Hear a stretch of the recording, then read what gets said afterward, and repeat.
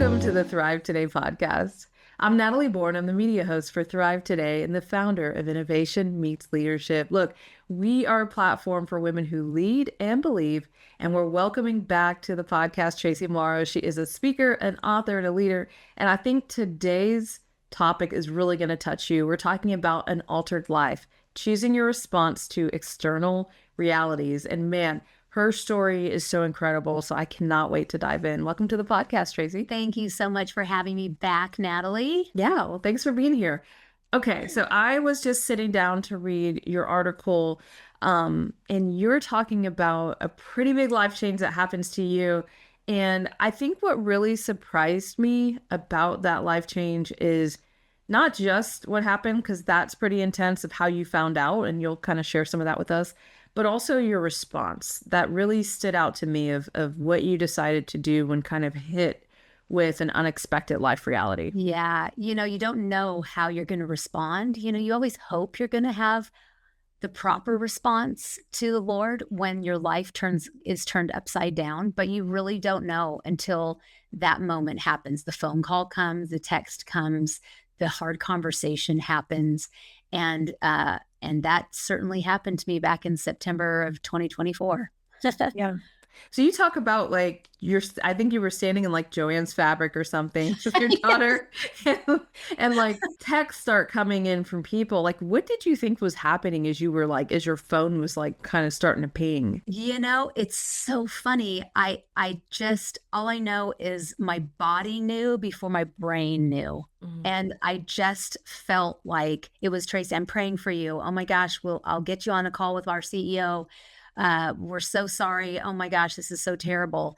And it was just like, oh my gosh, what is happening? And my daughter came up and said, Mom, are you okay? You are in full hives.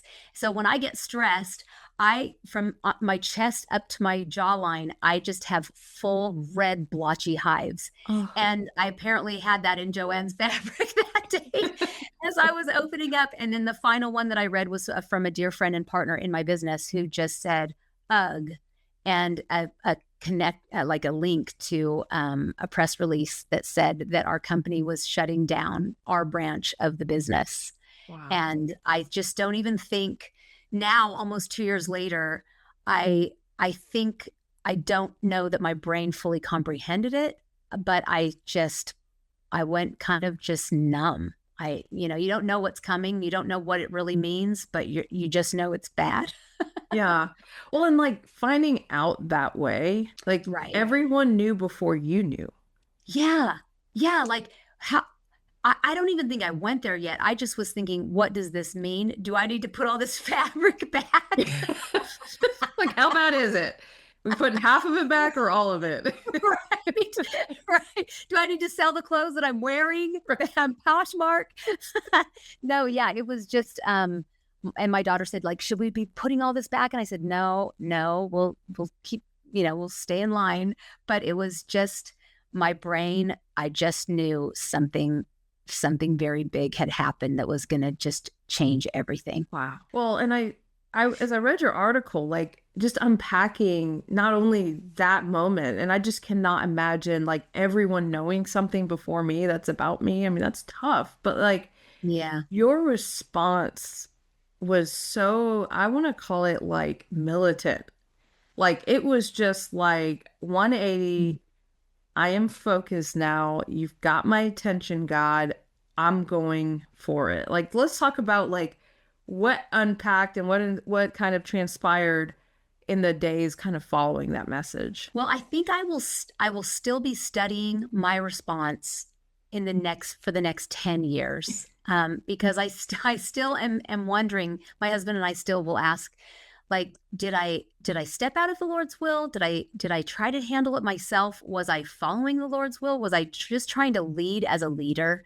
Because, I had a pretty large team and organization. So by the time I was in the parking lot, I had already had like probably 5 phone calls with people starting to make a plan.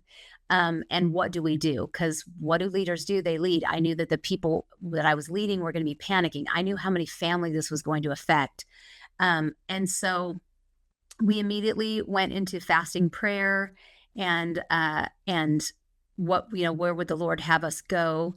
But really, we then entered into, as the shock starts to wear off, a good solid year of daily walking in prayer and just asking the Lord. As my husband prayed over me, we would do prayer walks every day, fasting sometimes once a week, sometimes as little as once a month, but just really asking and leaning into Him to just say, take it, you've taken this, take whatever you're taking, take it, it's yours. What do in us, let us not miss the message that you have for us.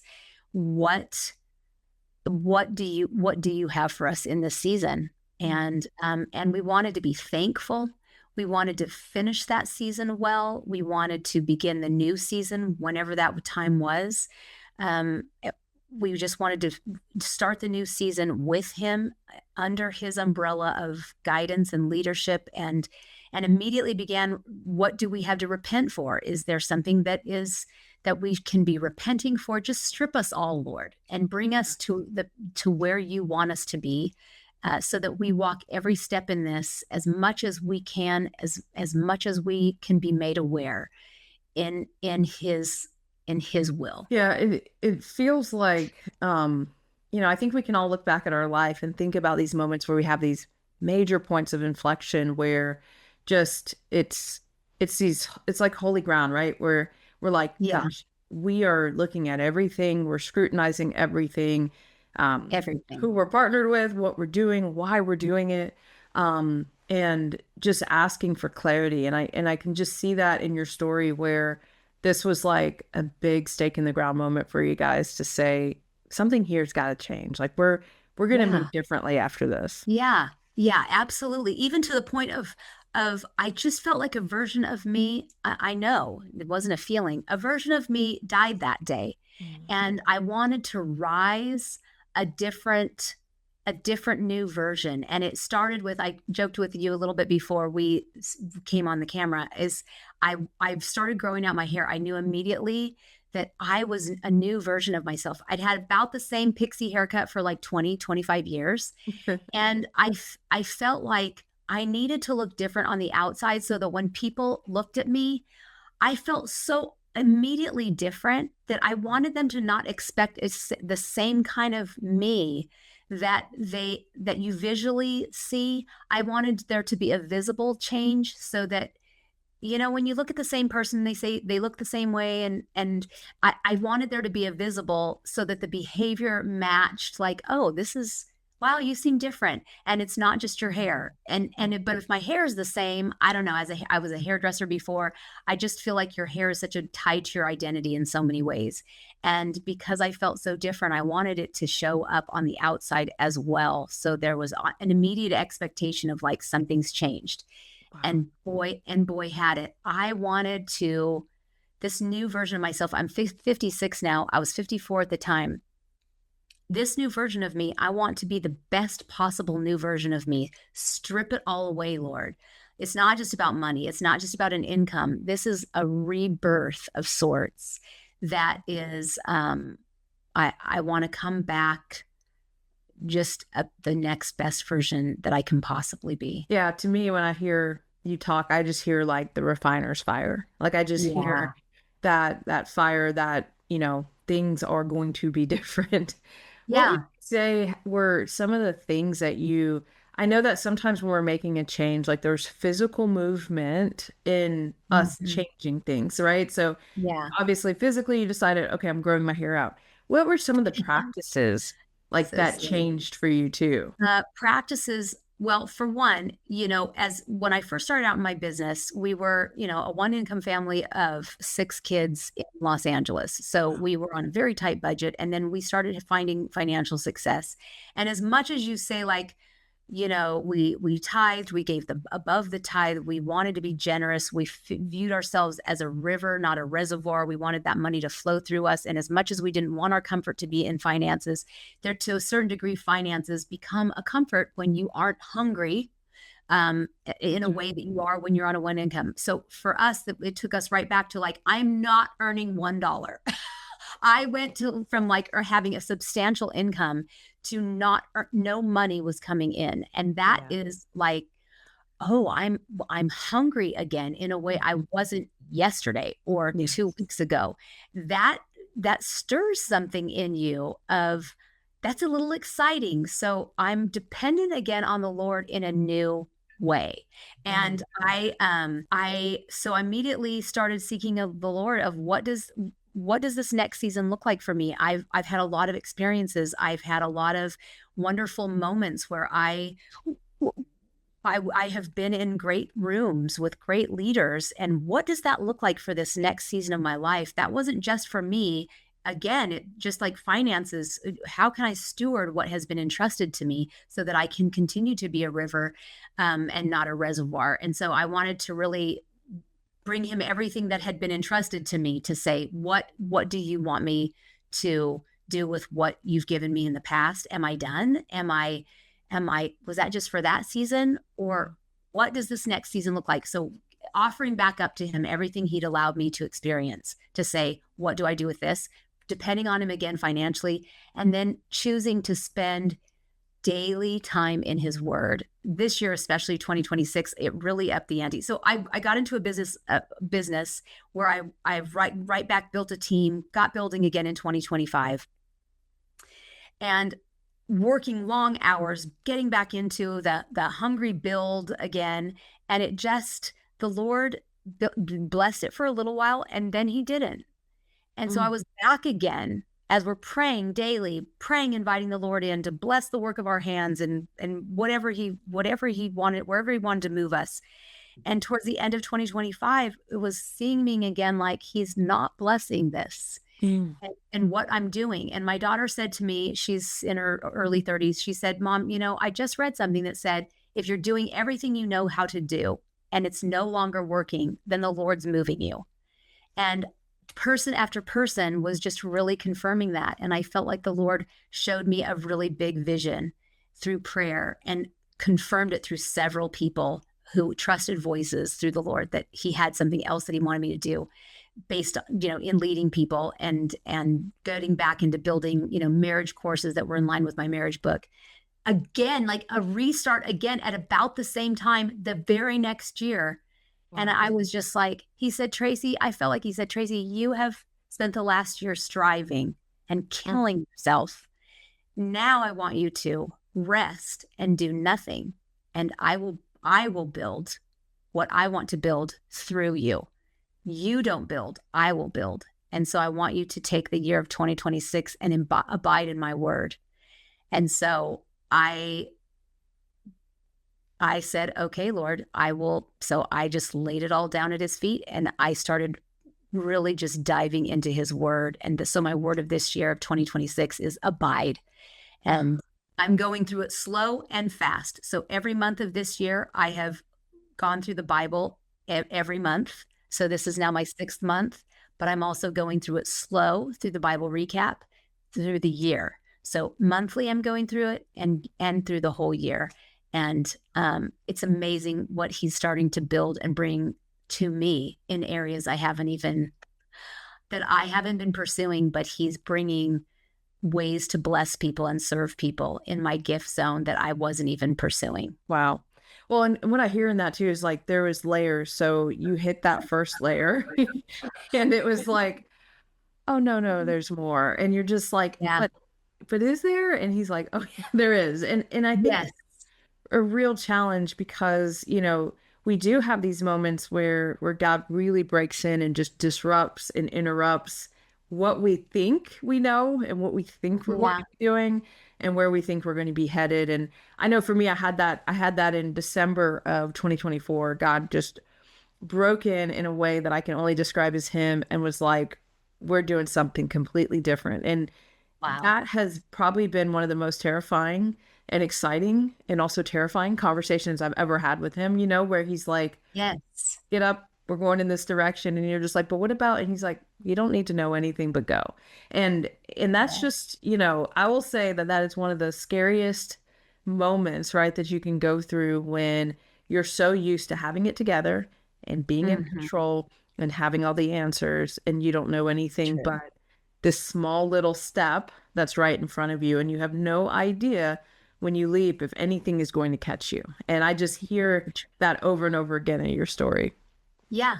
And so many times my husband Casey will say, "Do you think that we misheard the Lord the first year?" And I said, this is the part that I say I think I'll be analyzing for the next 10 years, or maybe I'll just let it go and not and just trust that it was a part of the story. I don't think so. I think it was a part of me um trying to discern his will for me, and getting back into building and growing and sharpening my skills again in a way that I hadn't been. My company, my business before was kind of like golden handcuffs. I Mm-hmm. knew I wanted to build something more, but it was so lucrative, it was so successful, but I had to just barely tap the pedal for momentum to keep going. And in order for me to build something new or do what I'm doing today, I would have really had to really get hungry again in a way that I wasn't hungry. Mm-hmm. And it's hard to conjure that up. It's hard to fake a hunger that you don't have. And so taking away those golden handcuffs in a way freed me. And I say I would choose it again. I would choose that for myself, to go back to that fear, to go back to that stripping, to strip away the comforts that, even though it was scary, even though it was shocking, I knew God had us. And I knew that our comfort was not in finances. I knew that our comfort was not in a company. I knew that my comfort, or my future, was not anything to do with what was known. My whole future was in the complete unknown but known God, unseen but known God. And that is one thing to say, but it's another thing when you go to church and you're worshiping and you're singing these songs of like, I will trust you. I and you're like, I don't know how will we have to sell our house? Will Yeah. we have to, am I done? Mm-hmm. Did I come this far to be done? Will I ever have a second chapter or a second part to my story? It's Yeah. one thing to say you believe it. I'm still not fully there, but I'm starting to, I have enough steps in this story that I am seeing the goodness of the Lord. I have it sitting right here. My memory is bad because I'm older, so don't have it memorized, committed to memory yet. But my sister gave me this Psalm 135 in the NI version that says, "I wait for the Lord, my whole soul waits, and in His word I put my hope." And Wow. that is where I have been. I have nothing to hope in but Him. I have skills, but I tried for a year to build something that I knew how to build. I built systems, I recruited, I did all these things, and it amounted to nothing. And the Lord said to me, I do nothing except spend time with me, and I will build. Your faith is in me. My whole being waits in His word, not in my gifts. So it's like, I'm the giver of the gift. Don't trust the gift. Trust the giver of the gift. So remember, Traci, and remember anyone who's watching and listening, we don't fall back into our gifts. We fall back into the giver of the gift. That's where our hope is. That's so good. And, when I think about that first year that you went through, I also think about the fact that sometimes, I think about Ezekiel 47, where it talks about he's measuring off the water and he's like, so I went ankle deep. And then he's like, and then I went knee deep. And then I Yes. went waist deep. And then I went to a Yes. place where I couldn't swim. And I feel like sometimes, Yes. God's not unkind. He doesn't just throw us in the Right. deep end. I mean, sometimes Right. he does, but he's still there. Yeah. But like Yeah. when, there are these moments where, and I see that year one for you, like he was taking you like waist deep and he's like, okay, Yeah. you're out here in the water. Great. Now we're going to Right. go to where you can't swim. And I think Yeah. sometimes we don't realize that even in a year that we question, like, God, did I just completely miss you? He's still using those moments to teach us Right. trust. And, I would even say that's been true for me as well, is that a lot of what I've been learning is just to trust him where I am, understanding that I am going to, like, this is just a pass through to where we're really going. And the level of trust that I have to have for where we're actually going is so much greater. I know that's true for you as well, in Yeah. that, he's just teaching us that even though it may look like you're down and out, even though it may look like your situation is for naught. You just need to trust that I'm going to turn it around. Yes, and over and over and over in scripture do we see that he just wants our commitment to him, and then he meets us where we're at. I Second Chronicles 16:9 says, "For the eyes of the Lord range throughout the earth to strengthen those whose hearts are fully committed to him." Wow. And so he's looking at all times to find someone who's fully committed. Doesn't mean perfect. It doesn't mean that we've executed properly all the things. It's just, are we committed? And then he strengthens us. So I have just loved that scripture for so long, and I just keep remembering, I am not done. My story is not done, because I trust in a God who his story is not done. And so even if he doesn't have wild success for me in the future, that's not my business. My business is, my God owns 1,000 cattle on all the hills. So I don't need to worry about finances or anything like that. So what if I have to sell my house and live in a small house? Not that I live in a ginormous house, but like, if I have to go smaller, what does that hurt me? This is me doing a check of, does that hurt me? No, I still am fine. And the God is still on his throne, and I can still find a place to serve, and I can still show up for my church and greet people at church on Sunday, and show up in the places where I'm just going to show up and serve. And I felt like he just said, you don't need to wait to try to plug yourself in where you can find a place. Just go and serve. Man, the Son of Man did not come here to be served, but to serve. And so it's like, Traci, stop trying to see who's going to call me up. For so many years, Natalie, I felt like, from the time I was in my early 20s, people were inviting me to tables. They were inviting me to leadership tables, and I kept progressing. And what I found is, in 2025, that was the first time where people weren't inviting me to a table. And I really came to the Lord, and I felt like, someone isn't inviting me. Why aren't they inviting me? And he said, you are made to serve. You don't need to be invited to a table. Just go to serve. And so all of a sudden, people started giving me this feedback. Even those little marquees outside of little small, quaint little churches around town, it would be like, the Lord, you are always invited at the Lord's table. And I'm like, whoa, a table. I'm always invited to the Lord's table. I'm already sitting at his table. I'm sitting at the Lord's table. And what did the Son of Man come? Not to be served, but to serve. Over and over, people would say, Traci, you have all these giftings. You should be serving people in this area. It was just serve. And so I just stopped waiting to be invited, instead started showing up to serve. So there were tweaks in me that, even though I tried my best to not let it, parts of me had shifted in an unhealthy, incorrect way that I needed to repent for, an attitude I didn't realize had slipped in, of I was waiting to be invited to something when instead I needed to stop that and show up and serve humbly with a smile on my face and joy in the Lord. And that is my new identity, which has been my identity all along. But where did I lose that? And what joy is that? That's amazing joy. And what a place that is, where I should be. Wow.